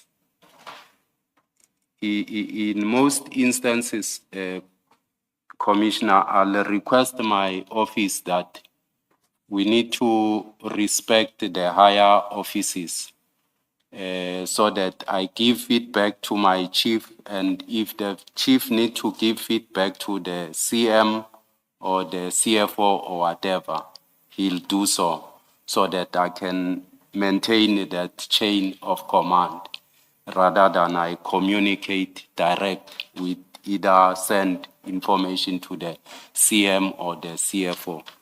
And I've adopted this, and I agree with you to say in this instance also, I think I might have either decided to get either contact of the CFO, but he made Sergeant Gossi an extension that, I must respond to or on his questions and so forth, which became, a very unfortunate situation that transpired. Do you accept that it was improper for you and the CFO to involve Sergeant Gossi in this discussion about resolving these invoices? Not me, Commissioner. He was involved by the CFO. Do you accept that it's improper for the CFO to have dealt with this issue involving Sergeant Gossi? He could have either, referred you to his PA or No, whoever. Deputy Commissioner, I'm asking you a direct answer. It becomes easier when you answer directly. Do you accept that it was improper for the CFO to involve Sergeant Gossi in resolving the issue of the unpaid invoices with you? It should not have happened, Commissioner. You accept it's improper.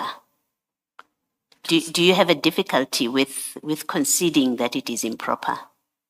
To say it should not have happened. Do you have a difficulty in accepting and conceding that it was improper? I don't want to bind him. No, I'm not Commissioner, asking you say to bind him. I'm asking you to comment on the facts. Facts are the CFO and you were dealing with a city matter through Sergeant Gossi, involving Sergeant Gossi in it. That's a fact.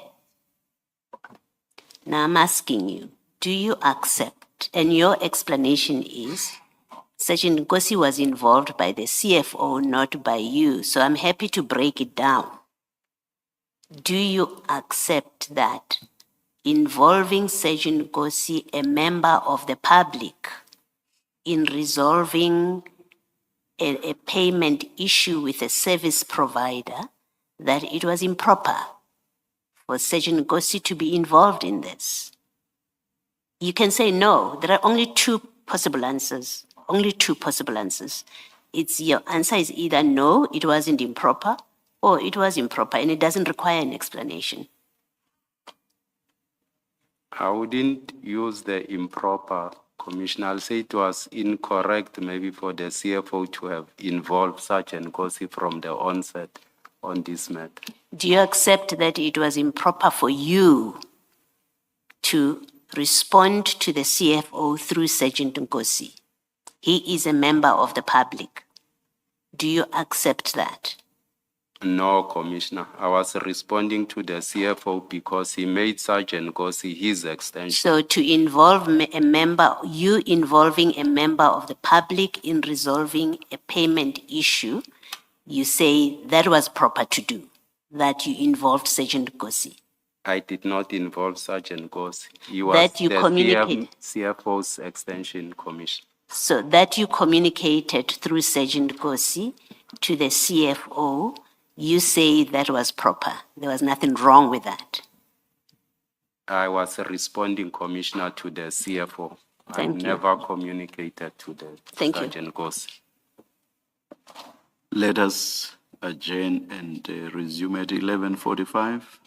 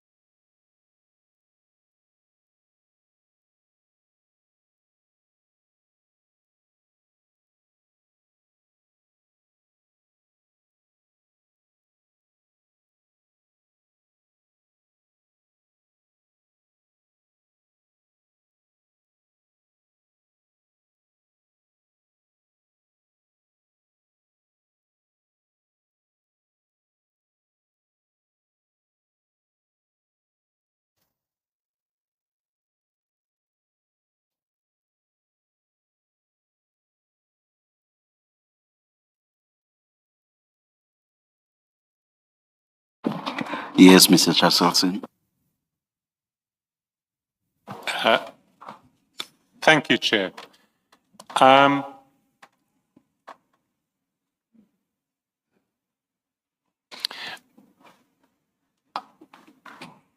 want to pick up on page 435. This is after the events of 5 and 6 March. And there, on the 23rd of March at 8:05 p.m., you send Sergeant New Dettol Skin Detox 3 times cleansing bath soap protects against 99.9% of germs from your skin. at page 435.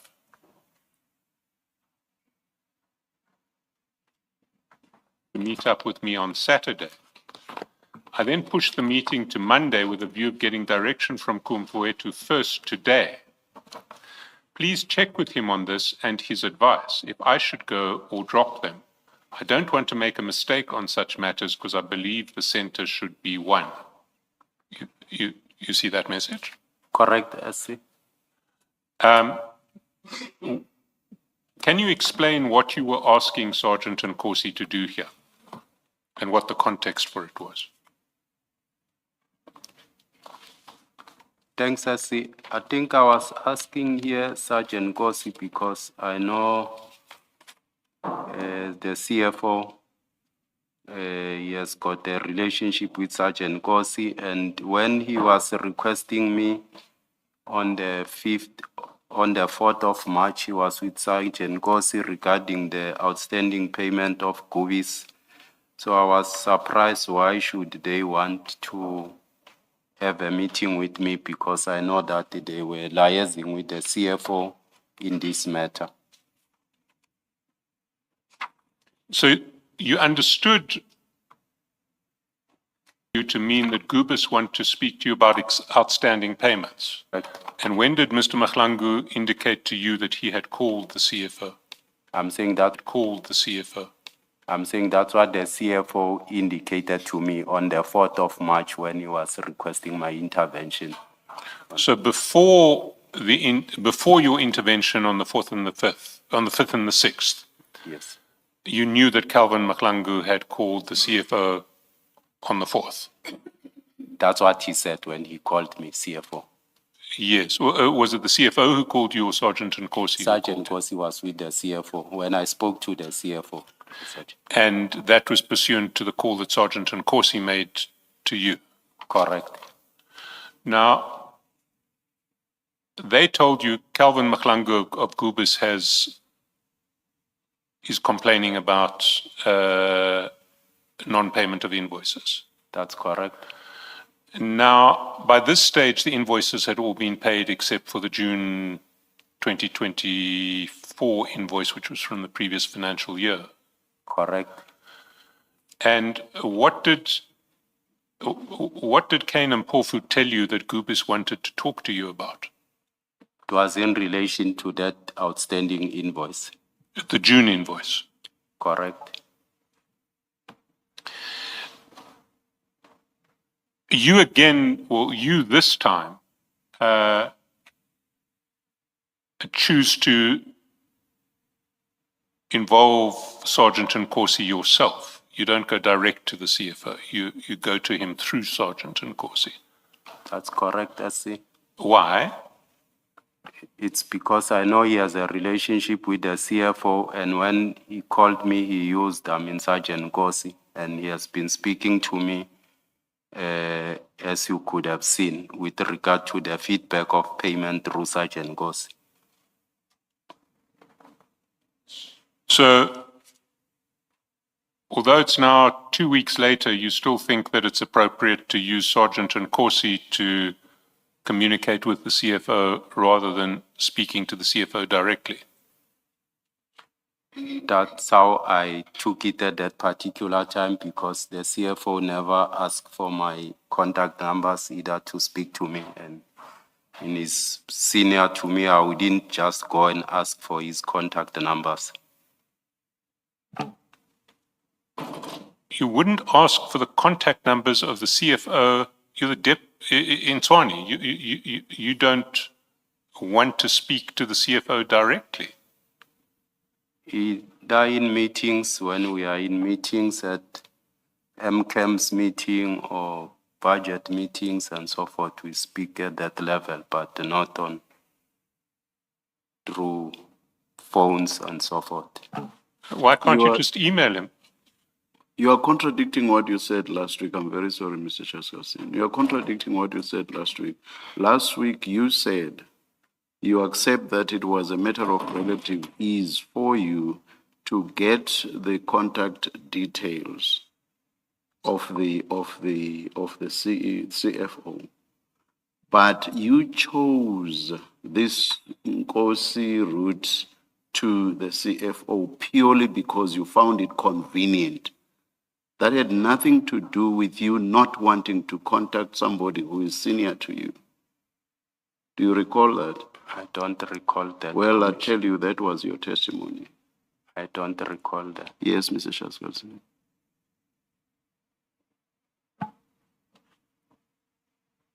Was it not relatively easy for you to contact the CFO directly?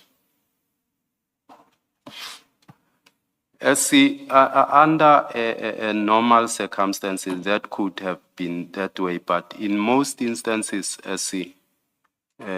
even myself, if I don't have your contact number, it wouldn't be easy for me to pick up that call when you call me.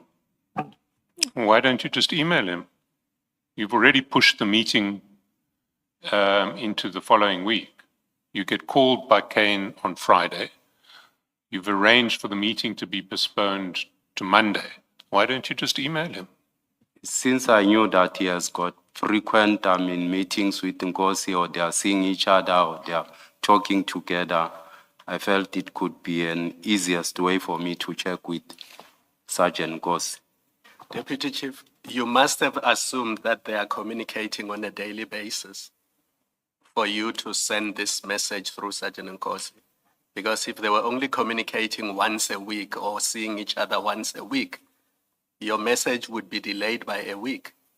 So you sending it through Sergeant Nkosi must mean you knew or you assumed that they are communicating on a daily basis, so that if you send a message to Sergeant Nkosi, it will immediately get through to the CFO.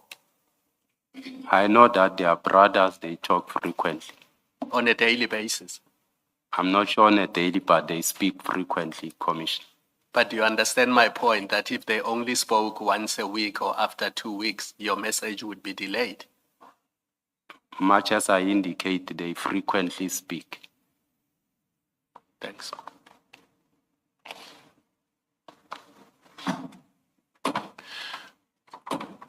Now, you say, I don't want to make a mistake on such matters because I believe the center should be one. What did you mean there? I mean, the initial approach of Mr. Madlanga was to speak to the CFO. So I find it amazing that why would he drop the ball to the lower level now, want to engage with me on such matters. What do you mean the center should be one? When I said the center should be one, it means communication lines. They should maintain the same communication lines that, they have started. What is the appropriate communication line in relation to an unpaid invoice? Is one supposed to go straight to the CFO? No, that's not what it's supposed to happen. What is supposed to happen? In this instance, if they were not paid, they were supposed to have been gone to Director Malachi, because they deal with Director Malachi on a daily basis, and either escalate the matter to the Director Finance. If they don't get joy, then escalate it to myself, to the chief, in that sequence. So why didn't you say to Kane, the correct procedure is to go to Director Malachi. In this case, SC, they've already started their communication with the CFO, and we didn't know what transpired in their discussions that I should end up, being part of that. They wouldn't sometimes relate the entire things as they've spoken with the CFO. So because they were able to get to the CFO out of sequence or out of procedure on the 4th of March, you now took the attitude that they must always go first to the CFO. On this matter of payment, they could have raised it to address.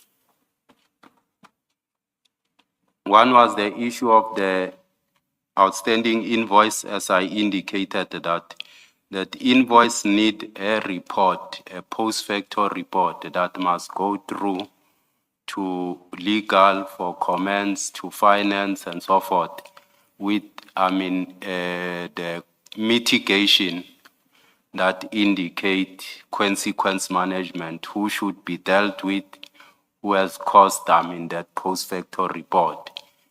It should take that route. So why did that require the CFO's involvement? If you say the process about that invoice is that clear, it must still go internally, including to legal, why is that not redirect them to the CFO?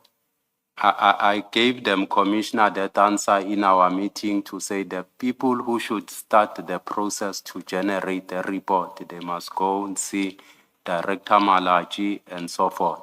Yes. To deal with this matter. And furthermore, because they felt it should be dealt otherwise, then I said, let them then go and see the CFO as they have started. If people got higher authorities, they'll feel it can be done. So you thought the CFO might decide it can be done differently. Is that why that's what they believed? No. I'm asking what you thought. Remember, you are the one. They ask for a meeting according to you, and you say it has to do with that old invoice.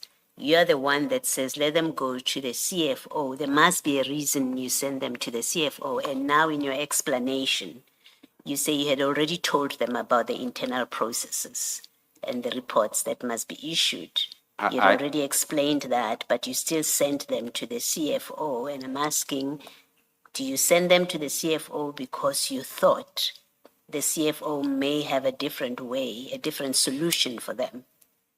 No, I never thought as such. I'm saying I explained to them in a meeting what is the process to be undertaken in terms of a post-facto payment. What are the processes that they need to undergo? But people who are sometimes service providers or believe maybe there might be another way to handle it. Why wasn't your answer simply, I've given it to Kane? Why didn't you just say to Kane, I have explained the process to these people. I don't have a reason to meet with them. If you have given them an explanation, why are you involving the CFO? The explanation was done in a meeting that we had, Commissioner, with Kane and them. Yes. Andrew, and here they were just requesting a meeting. Yes, and I'm asking you, you say the meeting, it was to discuss the unpaid invoice. Remember, that's your evidence. Yes, I did that. Yes, and I'm saying once you've given them the explanation of the process, and Kane comes back to you and says they want a meeting after you've given them an explanation, why did you not just say, I have nothing more to say, instead of referring to the CFO so that there is only one center, whatever you say in that WhatsApp message? Commissioner, maybe we are speaking over each other. They requested to meet with me. Yes. Then I asked Sergeant Gossi to say, please check, these Goobies guys want, Kane called me, he said they need a meeting with me. because I know that they were dealing with the CFOs on this matter of payment. And we met later on, they raised this matter to say there's an outstanding payment. I explained to them the process, what should happen, and so forth. And people, if they are not satisfied, you can't convince them to say this is the route.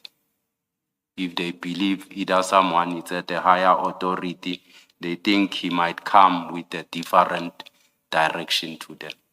Did they ask to meet with the CFO? Did Kane say to you, these people want to meet with the CFO? He said they want to meet with me. So why do you refer them to why do you involve the CFO? Because on your account, you have explained to them, and I understand you completely, so you're speaking over me in any way, and I'm not speaking over you, whatever you mean by that. I've understood you properly. You say you have explained to them in a meeting with Kane and somebody else, the process that will have to be followed in respect of this old invoice. You say that. Then yes. Kane says to you, they want to meet with you again. It's not for the second time, Commissioner. We only met once. Kane told you that Gubis wants to meet with you. Yes. At that time, had you explained to Gubis what the problem is, what the process is? You hadn't. I hadn't. Okay. Why don't you meet with them to explain the process? Why do you involve the CFO? Because you've just said to Mr. Chaskal to explain the process. Why do you say I need permission from the CFO whether to meet with them is really the question. Commissioner Kane never explained in detail. I only got to understand when we were... Rover, here. Come here, boy. I'll be right back. Good, Rover. Come on, sit. Okay, let's go home. Rover, stop. Rover, what are you doing? Rover, will you stop that, Rover? You silly dog. Sorry, where were we? You crazy dog. That the reason you would involve the CFO is because you knew from Kane what they want to discuss with you and you thought it's relevant to the CFO.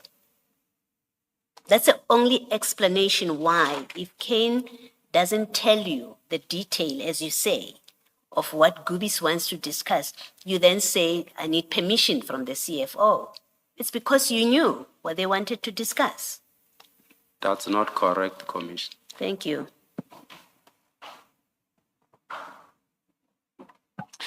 Well, look what you say to Sergeant Nkosi. I pushed the meeting to Monday with a view of getting direction from Kumpuetu first today. Please check with him on this and his advice, if I should go or drop them. How would he be able to advise you if neither you nor he knew what they wanted to talk about? He met with them. He spoke to Calvin. He was the entry point to speak to Calvin on this matter of outstanding payments and so forth. So I felt it would be proper for them to exhaust everything with the CFO. But if it relates to outstanding payments, as I understand it, everything's been paid other than June 2024. Yes. And in relation to June 2024, if you go back to 428, you had said on the 5th of March, when you forwarded that invoice in chat number 4, this one is for the previous financial year. We will engage later Nomfuetu on how to address it in order to avoid post facto. Correct. So you had said to Sergeant Nkosi, we'll engage to work out how to address it so that we don't hit a post facto problem of paying an invoice from the previous financial year. Had you not engaged with the CFO? You have, I have. So you let that one slide for 2 weeks. Yes. Mr. Selson, before you leave this point, I think it's only fair to you, Deputy Sergeant Nkosi. Commissioner, I did not consider it appropriate as I indicated that CFO made Sergeant Nkosi his extension. He was communicating with me through Sergeant Nkosi, and I was providing feedback to the CFO through Sergeant Nkosi.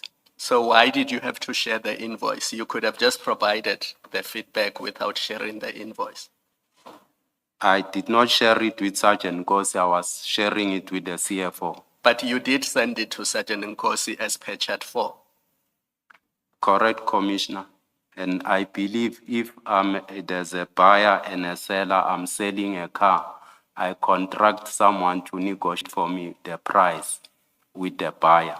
I've contracted the services of that person, and that's exactly what transpired in this. And you say that instance. person is Sergeant Nkosi.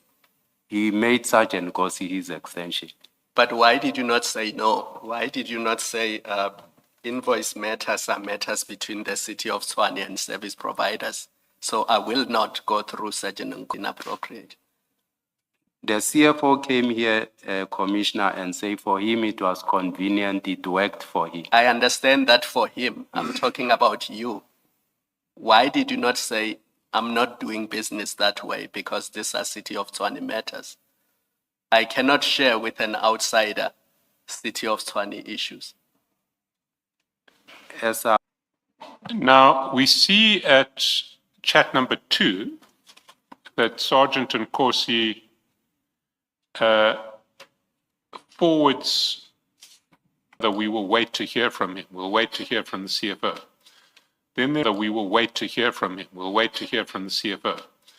Then there is a series of chats going up to 8:19.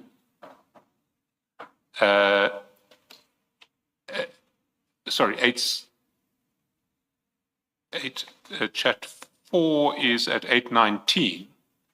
And if we go to page 155, we see that at 8:25, file 3, footer 155, file 3.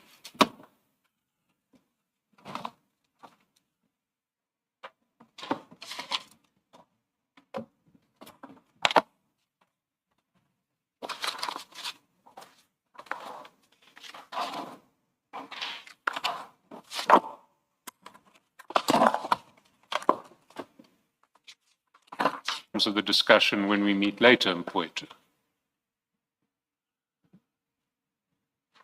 So I understand that you did then have your meeting with Gubis without the CFO. correct. And who did you meet from Gubis? It was Mr. Madlanga and Mr. Andrew something. Do you know what Mr. Andrew's surname is? Let me check, I think it's in his surname.